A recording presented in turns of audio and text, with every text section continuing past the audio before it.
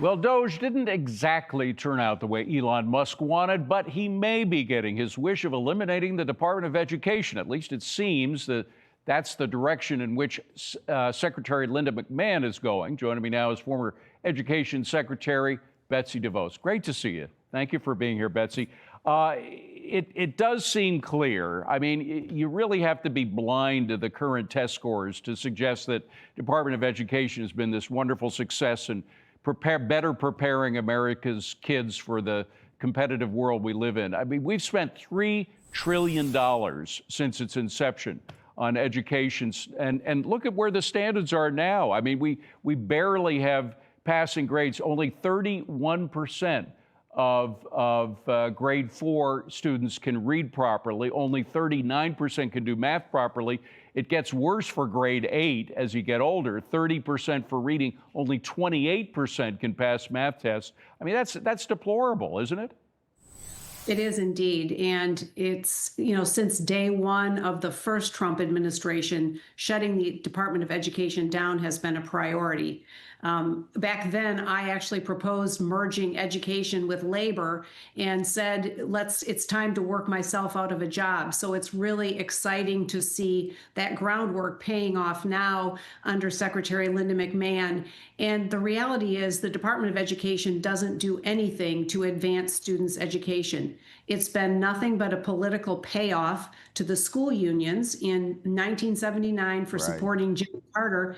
And we have, as you said, spent all these trillions of dollars. And not only do we not have anything to show for it, kids are actually doing worse today. And that is because of the top-down approach. It's time to continue to let the states do the things that are best for students, and most importantly, at the local level, down to the parent level, directing where their kids are going to learn best. And you mentioned the fact that you had actually pioneered the idea of getting other agencies that could do it more efficiently than the way the Department of Education was passed.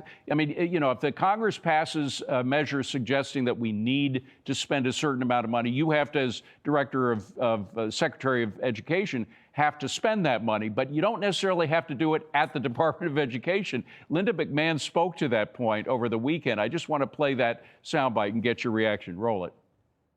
The states will have less requirements because more money in the vision, more money will go in block grants to the states, who will just submit a state plan to a particular agency. This will be less bureaucracy.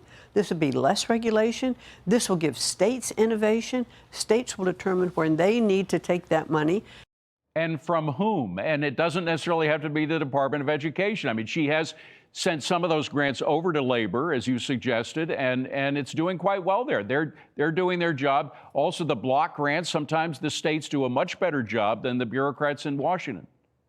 That's absolutely right. And we only had to look what happened during the government shutdown, right? Yes. Education continued as it should at the state level and the local level. The Department of Education has been nothing but a pass-through, but as a pass-through has continued to add on all kinds of unnecessary and cumbersome and burdensome requirements while sucking up billions and billions of taxpayer dollars in doing so.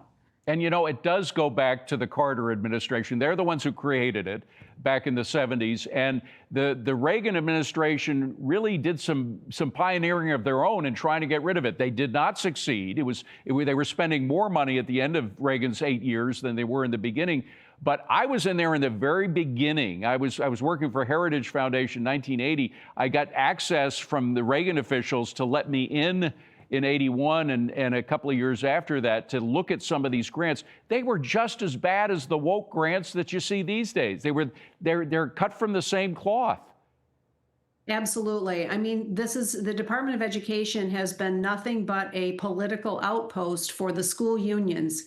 And the only thing that will be hurt by turning it over to the states and eliminating the department is that political power on the part of the more broadly the school unions, because that's what they really are. They don't represent teachers. Right. Teachers and students aren't going to lose in this. They're going to win, and they're going to gain more resources. By the way, there was a takeover of at least the AFT. The NEA has always been firmly on the left, but the AFT was headed by Al Shanker, who I knew and was a relatively moderate to conservative guy. It was when that union was taken over that things turned down. There was a real leftist revolution within the education community, and the Department of Education went right along for the ride. But Betsy DeVos, thanks for the work you did. You did real pioneering work in making the changes that the current secretary is making. Appreciate you being here.